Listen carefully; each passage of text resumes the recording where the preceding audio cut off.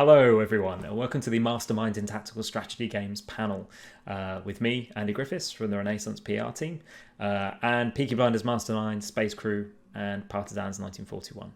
Today, we've got with us Anton Martyshenko, creative lead for Partisans 1941, Sandy Lockie, designer for Peaky Blinders Mastermind, and Dave Miller, Runner Duck co-founder and art lead on Space Crew and Bomber Crew. So we'll allow the guys to take you through their games in a second with some trailers. But first of all, I just wanted to give a little bit of an overview of what this panel is. So essentially, like I said, I've been a fan of strategy games my whole life. So this panel is all about taking a look at where strategy games are at the moment, taking a look at the different approaches to strategy games that people can take, from utilizing licensed properties to historically accurate properties to completely new sci-fi universes. So hopefully by the end of this panel you have a few insights in what it takes to create these games, but also a few an idea of where this genre is going and why it's having a bit of a moment at the moment. So first up, we've got Anton Martyshenko from Russia, who's dialed in, which is absolutely fantastic. So Anton, would you like to introduce Partisans 1941 to us and just say hello? Sure. Partisans 1941 is a real-time tactical strategy with stealth elements. It's set on the Eastern Front during the Second World War, and you play the leader of a squad of Soviet-Russian resistance guerrilla fighters and actually fight against Nazi German occupational forces. So this part of the resistance movement and the story of resistance movement in Russia is not well known, especially in the West during the Second World War, and this is something we would like to tell about our players. Awesome stuff. So we got a trailer for that game just coming up now.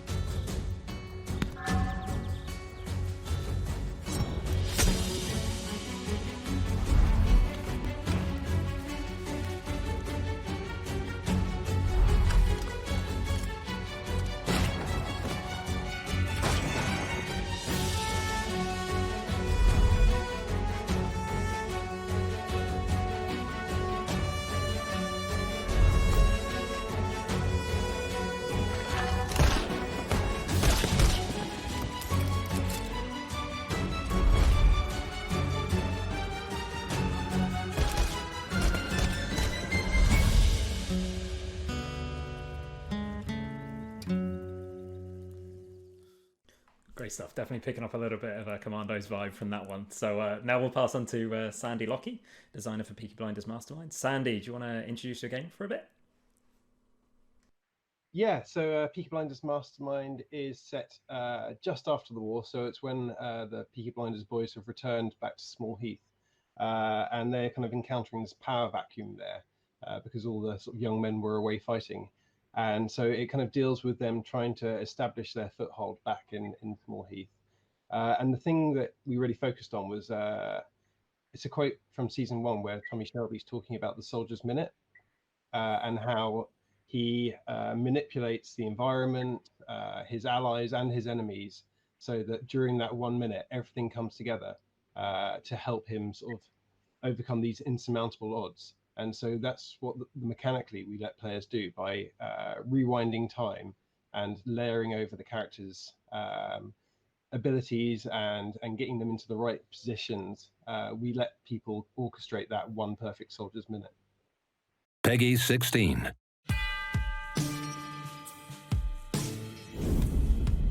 My brother, he sees the job in his head. He's worked it over and over again, 1,000 times. And it don't matter who stands in our way. Tommy has a plan, and every one of us Shelbys, we stand ready.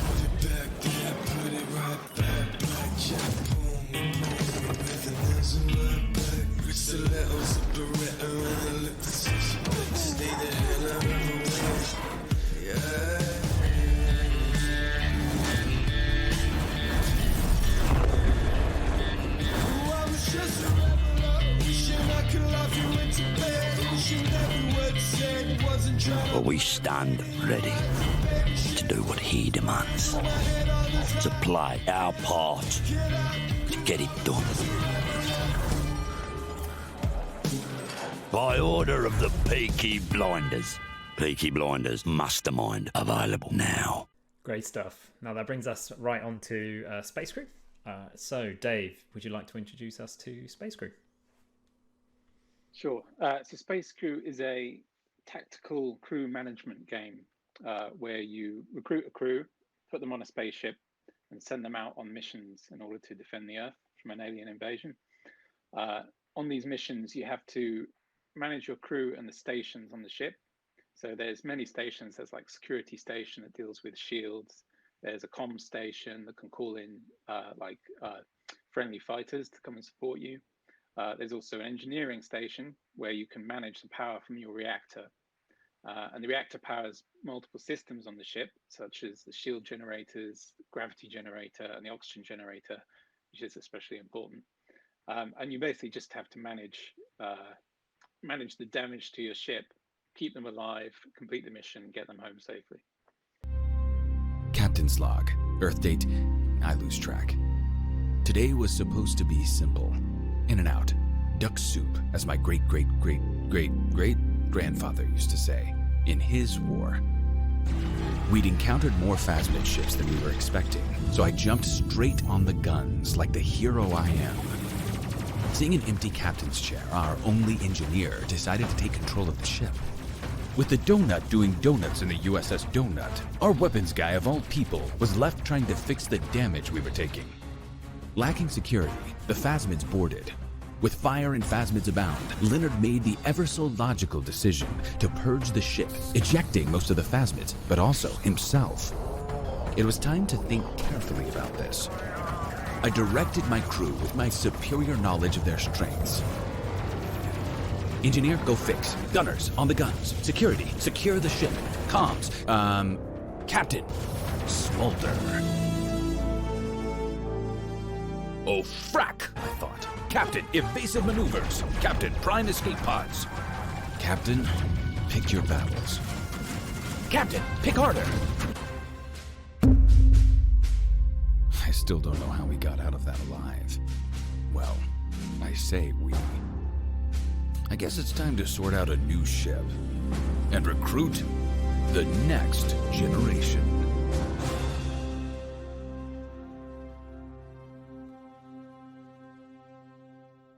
Okay, Dave, that looks great. Obviously, Space Crew is the sequel to Bomber Crew, right? So can you give us some idea of, and can you take us back to the original Bomber Crew a bit and talk about how that was the inspiration and why you guys decided to take it into space?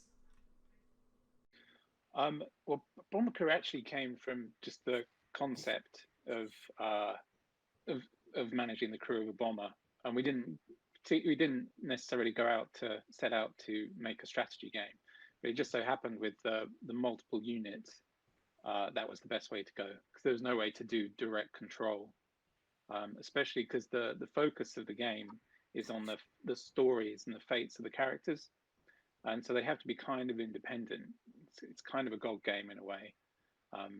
So we don't really let you directly control them. We just, you sort of just give them orders. But I have always been a fan of strategy games. My first memory of a strategy game was Laser Squad on the Spectrum back in 1988, which was kind of a precursor to XCOM and UFO, Enemy Unknown, and all that. And that was great fun because it was local multiplayer.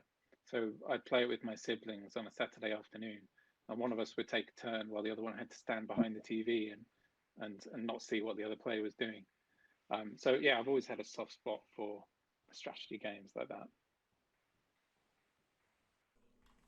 Actually brings me nicely on to the next question, really, which was what are the strategy games that kind of inspired you guys to create what you created, and what are your personal favorites? Like mine, I think I wasn't really much of a strategy gamer until I played Commandos when I was about, I think I must have been about 13 or something, on a demo disc that I got with PC Gamer back in the day. And I remember like replaying those first two missions like absolutely regularly, back to back, all the time, just trying to figure out how the different scenarios really worked.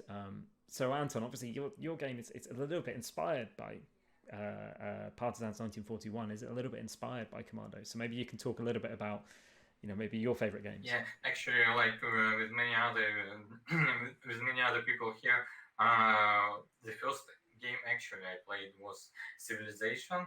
So it was like 1992. It's like there were no game consoles in Russia, and the only thing you can get was actually a PC. And that was the first game I was playing when I was a kid. I wasn't particularly successful because I was quite small at this time in during the course of the game, but I loved it a lot and played endlessly in cycles. And then when I actually joined the game industry, one of the games which influenced this choice was the game called Silent Storm, which was developed by Russian developer called Nival. And actually, after playing and enjoying this game so much, I decided to join this company, which I managed to do. And after that, the first game I actually worked on myself was Heroes of Might and Magic, which is not a tactical game generally, although it has tactical part to it, a strategic game. But anyway, it's like a lot of in my life as a developer was linked and connected to strategic and tactical games. And also with regards to Partisans game, there were some other influences which are great tactical games. Obviously, one of them is Man of War game, which is brilliant game and very complex and very systematic game. And another one is obviously Commando game, which has a direct influence on what we are developing now. So I have to say that it's more of a stealth puzzle game rather than a tactical game. But when I was a kid and I was playing it, I did not distinguish these two things. It was just a great tactical experience for me. I think that's a really important point, Anton. Like it doesn't really matter what the label of the game is. I think ultimately it's whether you call it God game, strategy game, real-time strategy game, tactical strategy, or whatever.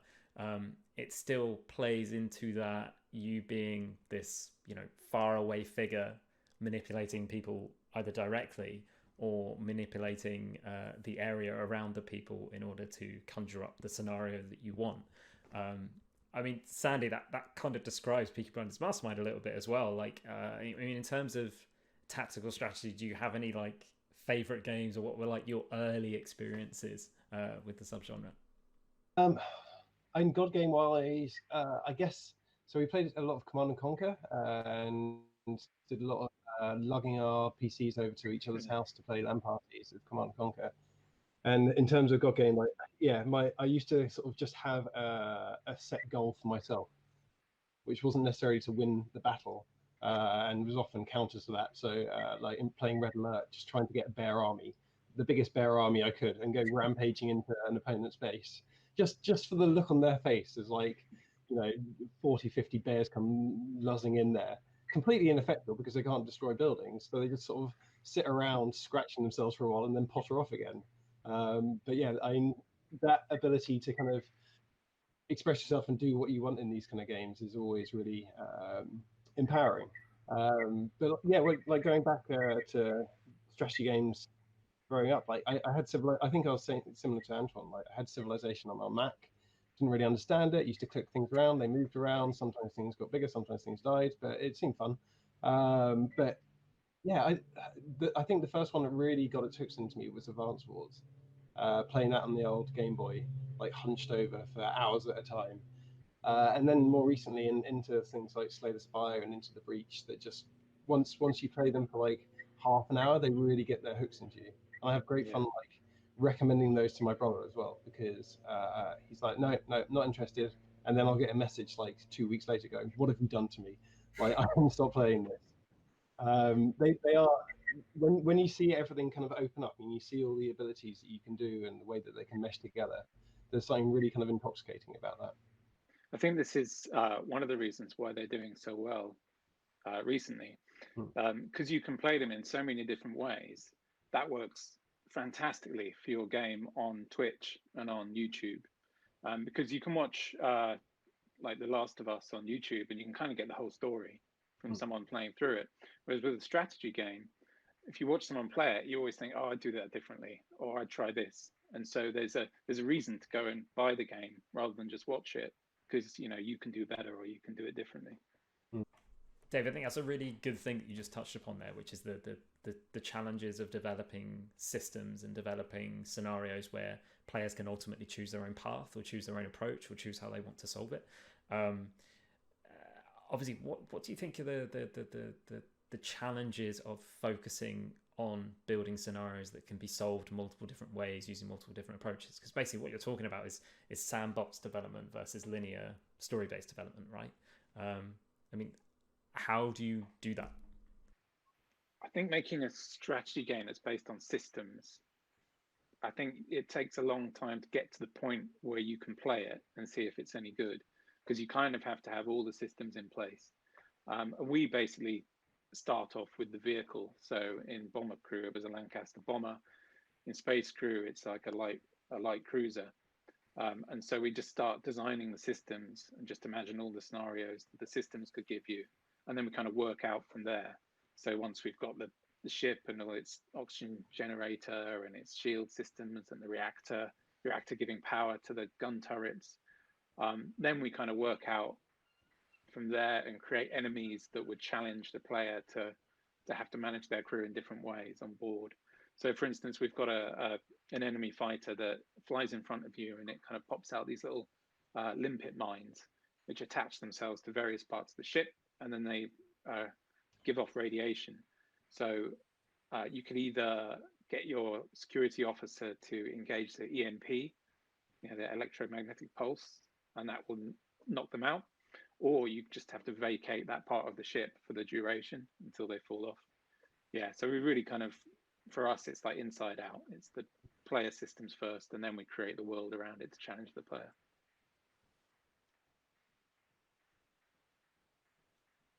Yeah, it's kind of a similar approach, and I completely agree with Dave. And also, it's a part of our game journey and something which is makes it slightly different from other games. So a lot of levels on our game are designed with sandbox approach in mind generally, and it's even more complex because it has another layer on top of it, because you can play it using only stealth or combat or combining both, which makes it even more difficult.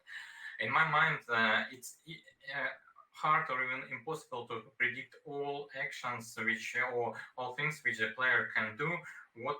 And as a designer, what it's is good idea to build is basically to provide the player predictable experience, so he knows exactly how every part of the system behaves, and based on that he can adopt his actions in a different environment and choose the right way to solve his goals.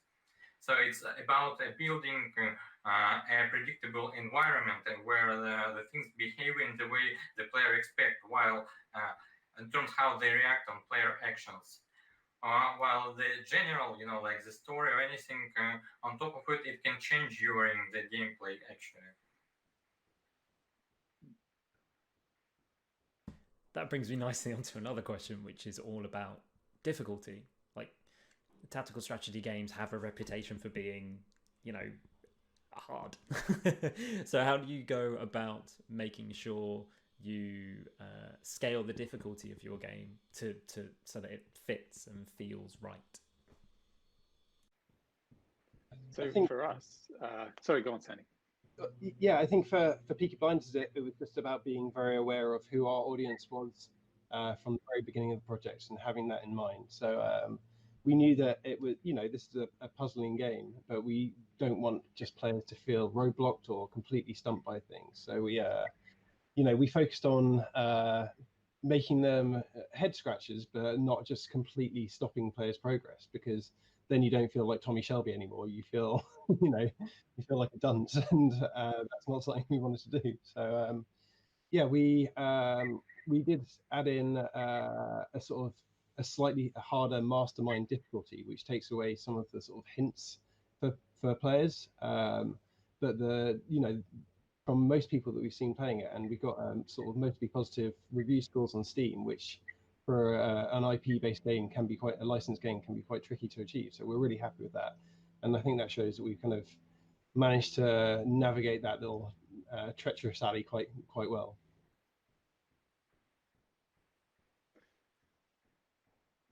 Yeah, so for us, because the core of Space Crew and previously Bomber Crew was we were trying to get the player to feel attached to their characters. These little characters they recruit who have unique names, who become their crew. You know, they're unique to them. We really want the player to be attached to them. So in order to do that, we have to make it likely that they'll die. Because if it was easy to keep them all alive, you wouldn't bother to learn their names or remember their heroic deeds. And so we do start off easy because there's quite a lot to learn in Space Crew, but it does get hard and it does get difficult because we just have to have the threat of losing a character to make them mean something. But we've got some stuff in there so that if you do lose everything later on, you don't fall too far. You know, your replacement ship and your replacement crew are of maybe slightly lesser level than you lost, but you shouldn't get stuck. You know, but it is challenging, and I think that's essential for this type of game. So that difficulty question also plays into what platform your tactical strategy game is on, right? And obviously for Peaky Blinders, Mastermind, and Space Crew, both of those games are on consoles as well as PC. So what sort of things do you need to take into account when you're making a tactical strategy game for different platforms at the same time? So yeah, I think strategy games on consoles are a bit of a challenge. Firstly, from the UI point of view, so you're not sat right next to the screen normally, you're sat back on the sofa. So you need to make sure the UI is clear from a distance. And also input, like using a controller can be a lot more fiddly than using a mouse. And so we spent quite a lot of time on controller support for Space Crew. One of the things we did to give controller players a slightly easier ride is when you're selecting a character, you hold a particular button. And while you're holding that button, we slow time down a bit so that while you're selecting, you don't end up panicking if it's in the middle of a firefight. So yeah, you do have to take care around console players. For Peaky's, we had a similar thing where we wanted players focusing on, you know, the problem solution and figuring it out, not necessarily sort of this kind of massive dexterity challenge once they've solved the challenge. You know, we want them to get onto the next challenge and the next head scratcher.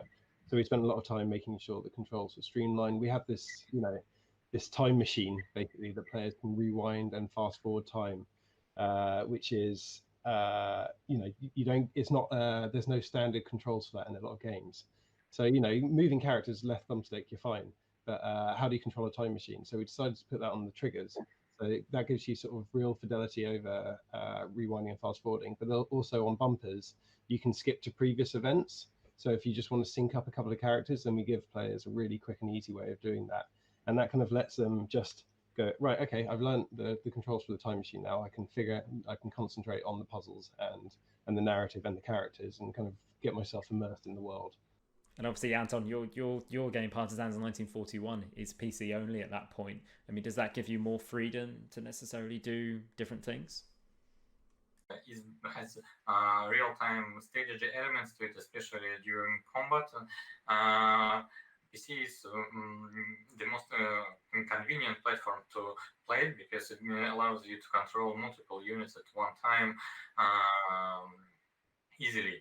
But we also want to port our game onto consoles later on, which would be a challenging task because especially our game is not turn-based, and it would be quite challenging to adopt this type of formula onto the consoles. The one thing we have in our game is a tactical pause, which might be a good thing for consoles because then the player can lay out and plan their actions.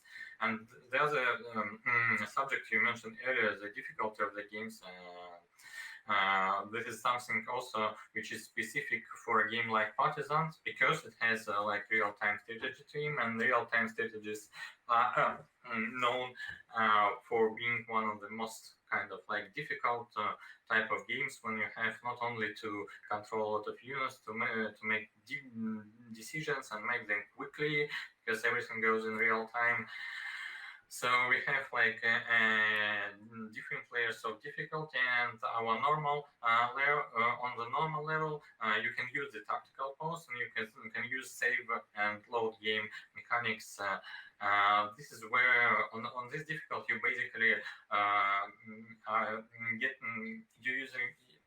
you are getting used to the controls of the game and how it plays. But the ultimate and the ultimate experience for our game would be on the hard level, because it doesn't have save and load mechanics, and it doesn't have a tactical pause.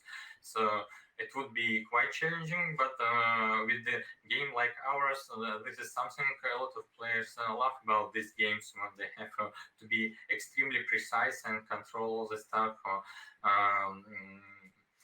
in real time.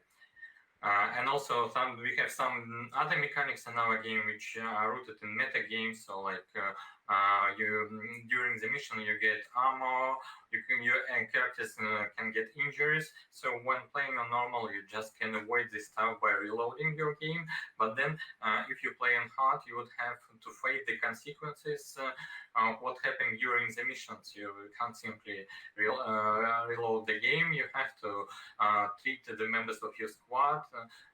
You have to choose what you can do on the base, whether you have to actually heal your guys or do some additional stuff to get more armor.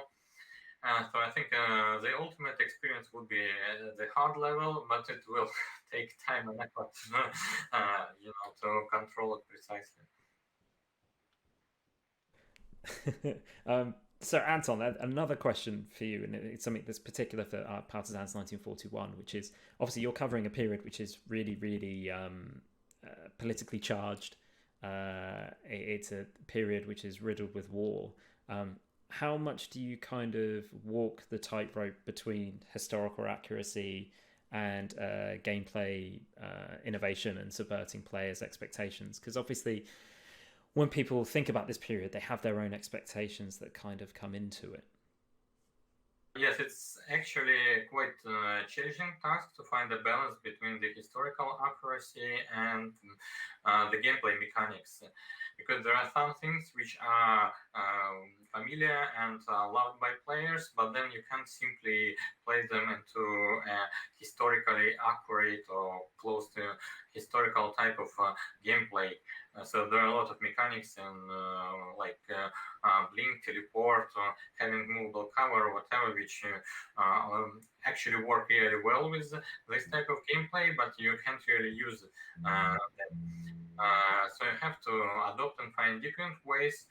With regard to scenarios, obviously you have to do a certain historical research on the subject, and that's what we did as well. So it loosely follows the actual events which happened during this period of war. The other interesting thing is basically expectations of players. A lot of players, not a lot of, some players expect, and then if something is said to be based on historical events, to be that thing should be as accurate as possible and almost copy everything from real life. But the game is not like a simulator. So the game is something which meant to bring fun to a player when he's solving the goals of the game, rather than a constant and endless frustration if you do some stuff like in real life. For a good example on that would be the AI behavior in stealth games. So because there is a stealth part in our game, you can kill silently enemies, and then if you make mechanics when some members of the group notice immediately the absence of someone from the group and tries alert and search for the player, then it would lead only to either to reloading the game all the time, unless you do it perfectly, or of frustration, or to frustration of waiting for a long time when the things calm down. So basically, you need to find a balance while they might react to finding a corpse or something like that, but then they aren't overcautious. Otherwise, that would be a frustrating experience. So this is our general approach to stuff. Sandy, that's kind of the same for your game as well, right? Like in terms of the historical accuracy, and not necessarily historical accuracy, but people coming into the game with a preconceived notion of what they're going to play, about what sort of concepts they're going to play with, and what sort of characters they're going to meet. So what sort of things did you have to consider in order to successfully carry off the Peaky Blinders Mastermind kind of concept? It was actually really interesting because you're dealing with an established world, an established universe that is proven. You know, people really like it. They are fascinated by it. They're fascinated by the characters, by the story, by the tone of it. So it's really nice from a developer perspective, because you can just focus on what story are you going to tell in that universe, and not have to worry about the fundamentals. Like, you know, it works. You know, the characters are compelling. You know that the tone jives with people. So our kind of crucial thing was to make sure that we stayed respectful. We also showed an interesting side of the characters. So the idea of the Shelby boys returning just after the war, where Arthur's still the kind of de facto leader, and this kind of charts Tommy's rise, like, because it's not a time for war anymore. This is a time for outthinking your opponent, and also showing people the small Heath that they haven't really seen in the show. It was really fun to sort of portray all that, and also making sure we get all the things that people would want to see in an interactive Peaky Blinders world. So, you know, getting Jeremiah in as a preacher, and, you know, showing the Peaky Blinders den so that players can wander around and talk to all the incidental characters. And, you know, we have Feverist, who did a lot of the music, doing the soundtrack for the game, which is incredible. Like making sure that you stay true to the tone and the subject matter is kind of the really, really key challenge. But you know, that Peaky Blinders has never been one to just sort of follow tradition. So I think that's why we're really excited by this idea of, like, overlapping characters' goals, overlapping characters' actions, and getting them to work together. Like, you know, they didn't really want to do a kind of cookie cutter game. They wanted to do something interesting that really kind of portrayed how the characters think. And so that was really fun from a game designer's perspective, because I've never played a game like this before in my life. It was really fun to work on something new, and lots of interesting challenges to sort of tackle.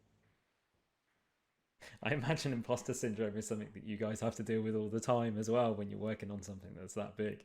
I mean, you get that all the time, but all you have to do is you go with your best idea, and yeah, they were really good at giving feedback when things were, so they were really flexible with how things were used, and making sure that we could provide the best game experience as well. They kind of understood that was the key. So it all worked out pretty well, actually.